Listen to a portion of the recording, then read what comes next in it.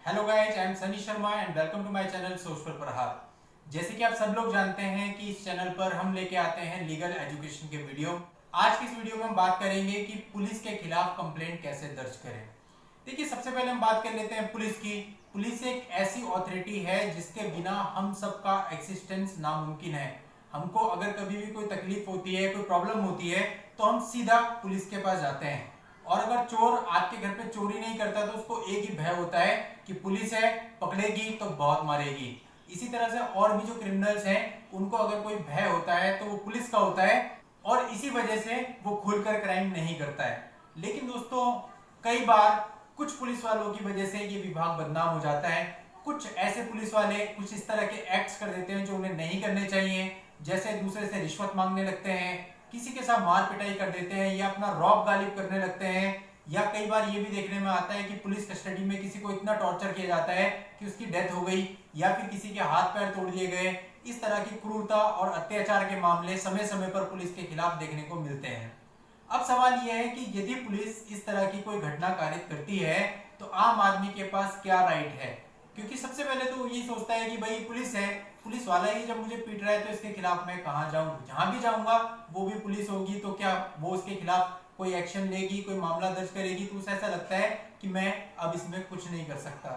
लेकिन दोस्तों, आपको पता होना चाहिए कि आपके पास ये अधिकार हैं। अगर कोई पुलिस वाला आपके साथ बदतमीजी करता है, या किसी प्रकार की क्रूरता करता है, अत्याचार करता है, आपसे रिश्वत मांगता है, या किसी और तरह का मिसकंडक्ट या मिसबिहेवियर करता है, तो आपके पास पूरा राइट है उसके खिलाफ कंप्लेंट दर्ज कराने का, और उस पर एक्शन लिया जाएगा। और इस पूरी बात पे आज हम इस वीडियो में चर्चा करेंगे, और मैं आपको बताऊंगा कि इसके क्या क्या तरीके हैं। कुछ तरीके कॉमन हैं और कुछ ऐसे हैं जिनके बारे में बहुत कम लोगों को पता होता है।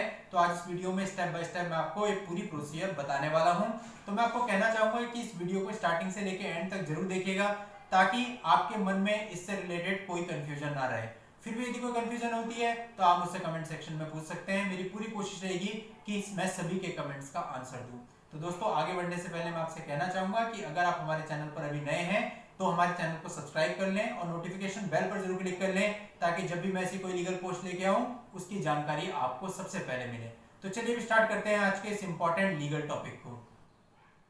अब दोस्तों, यदि कोई पुलिस वाला आपके साथ किसी तरह का अत्याचार करता है, किसी तरह का मिसबिहेवियर या मिसकंडक्ट करता है, तो उसके खिलाफ आपको कैसे एक्शन लेना है वो हम एक एक करके समझेंगे। कि इसमें कई सारे तरीके हैं, तो मैं आपको एक एक करके सारे एक्सप्लेन करूंगा। उसके बाद जो आपको सूट करता हो उस तरीके को आप अपना सकते हैं। देखिए, यहाँ पे एक बात बहुत इंपॉर्टेंट है।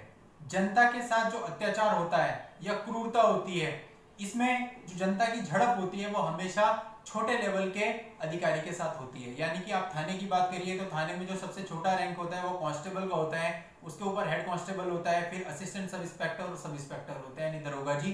तो यहाँ तक कि रैंक्स के जो व्यक्ति होते हैं ये पब्लिक के कांटेक्ट में ज्यादा आते हैं, और आम जनता को जो परेशानी होती है वो इन्हीं रैंक्स के साथ होती है, क्योंकि इन रैंक्स के जो लोग होते हैं वो इस तरह के कंडक्ट करते हुए अधिकतर पाए जाते हैं। अब अगर ऐसा होता है तो आप ये देखिए कि वो पुलिस वाला कौन से थाने का है। अब वो जिस भी थाने का हो, या फिर आप अपने थाने के एसएचओ यानी थाना अध्यक्ष के पास जा सकते हैं और उसको पूरा कॉन्फिडेंटली और ईमानदारी के साथ पूरी घटना के बारे में बताइए। कई बार ये देखने में आता है कि जो एसएचओ होता है वो बड़ी रैंक का अधिकारी होता है, पढ़ा लिखा होता है, तो वो आपकी बात को समझता है और उसका सॉल्यूशन देने की कोशिश करता है। लेकिन कई बार ये होता है कि एसएचओ भी उस पर कार्रवाई नहीं करता, क्योंकि वो पुलिस वाला उसके थाने का भी हो सकता है और उसका जानकार भी हो सकता है, उसके उससे टर्म्स भी हो सकते हैं, तो कई बार वो उसके बचाव का प्रयास भी करता है। तो अगर ऐसा होता है तो फिर आपको क्या करना है, इससे ऊपरी पद पर आपको एप्लीकेशन लगानी है। जैसे कि आप एसपी यानी सुपरिटेंडेंट ऑफ पुलिस के पास एप्लीकेशन लगा सकते हैं, या फिर और उससे ऊपर एसएसपी यानी सीनियर सुपरिटेंडेंट ऑफ पुलिस, वरिष्ठ पुलिस अधीक्षक के पास आप एक एप्लीकेशन पेश कर सकते हैं। अब होता क्या है कि जो उच्च स्तर का अधिकारी होता है वो हमेशा बहुत पढ़ा लिखा होता है, और उसके ऊपर जिम्मेदारी होती है कि वो डिसिप्लिन बना के रखे पुलिस के अंदर, ऐसा कोई एक्शन देखने को ना मिले जिससे पुलिस की बदनामी हो। तो हमेशा बड़े लेवल का अधिकारी की कोशिश करता है, प्रयास करता है, और ऐसा बहुत देखने में आता है कि जब आप बड़े स्तर के किसी अधिकारी के पास जैसे एसपी, एसएसपी, डीआईजी, आईजी के पास जाते हैं, तो जब वो इस बात का संज्ञान लेते हैं तो वो उस व्यक्ति पर कार्यवाही करते हैं। लेकिन चलिए मान लेते हैं कि अगर वो व्यक्ति भी कार्यवाही नहीं करता, मान लेते हैं किसी तरह से उसके भी टर्म्स निकाल आते हैं और किसी प्रेशर में या किसी भी वजह से वो इस पर कार्यवाही नहीं करता, अब आपके पास क्या राइट होगा। तो अब इस पर मैंने एक वीडियो पहले भी बनाई है डिटेल, और उसका जो लिंक है वो मैं नीचे डिस्क्रिप्शन में दे रहा हूं। अगर आप उसकी पूरी जानकारी चाहते हैं तो वहां जाकर के वो वीडियो देखकर पूरी जानकारी ले सकते हैं। ये तरीका है कोर्ट के माध्यम से पुलिस वाले पर शिकायत दर्ज करने का।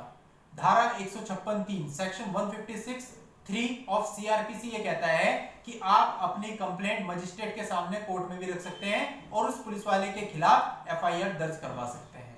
तो इसकी अगर आपको विस्तृत जानकारी चाहिए तो जो मैंने आपको वीडियो बताया उस वीडियो को आप देख लें।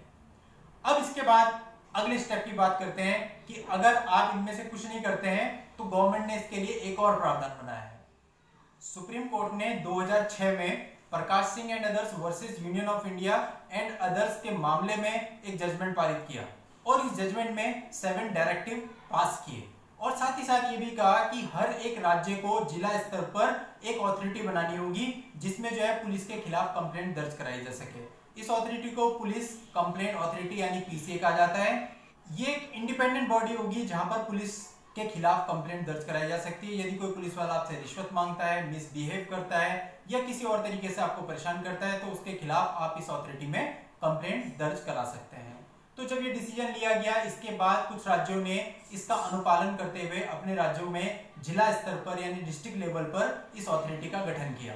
इसमें ये व्यवस्था की गई कि जो रिटायर्ड जज होंगे वो इसमें आए हुए केसों की समीक्षा करेंगे, उनका इन्वेस्टिगेशन करेंगे और जो भी दोषी व्यक्ति, दोषी पुलिस वाला होता है उसके खिलाफ कार्रवाई करेंगे।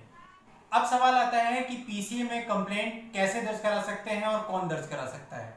तो इसे समझ लेते हैं। जो पीड़ित व्यक्ति है या तो वो स्वयं जाकर पीसीए में कंप्लेंट दर्ज करा सकता है या फिर उसका कोई रिलेटिव या फिर उसका कोई फ्रेंड या फिर कोई ऐसा आई विटनेस जिसको पूरी घटना की जानकारी हो वो पीसीए में जाकर कंप्लेंट दर्ज करा सकता है। यहाँ ध्यान रखने की बात यह है कि जब भी आप कंप्लेंट दर्ज कराएं तो आपकी कंप्लेंट लिखित में होनी चाहिए। उसके अंदर आपका नाम, पता, आपका मोबाइल नंबर लिखा हुआ होना चाहिए और जो दोषी पुलिस वाला है उस दोषी पुलिस वाले का नाम, उसकी डेजिग्नेशन, उसके थाने का नाम लिखा हुआ होना बहुत जरूरी है।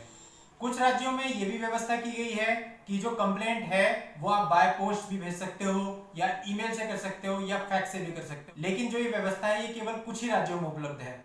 जब आप इसमें अपनी कंप्लेंट दर्ज करा देते हैं तो उसके बाद पीसीए के द्वारा उस पुलिस वाले के खिलाफ, उस दोषी पुलिस वाले के खिलाफ एक्शन लिया जाता है। अभी एक्शन क्या क्या हो सकता है? कई बार तो उसका सस्पेंशन कर दिया जाता है, कई बार उसको खुद रेजिग्नेशन देना पड़ जाता है, कई बार उसके खिलाफ एफआईआर दर्ज हो जाती है और जब एफआईआर दर्ज हो जाती है इसके बाद डिप्यूटी कमिश्नर ऑफ पुलिस इसकी इन्वेस्टिगेशन करता है, जांच करता है और दोषी पाए जाने पर उस पुलिस वाले को सजा दी जाती है।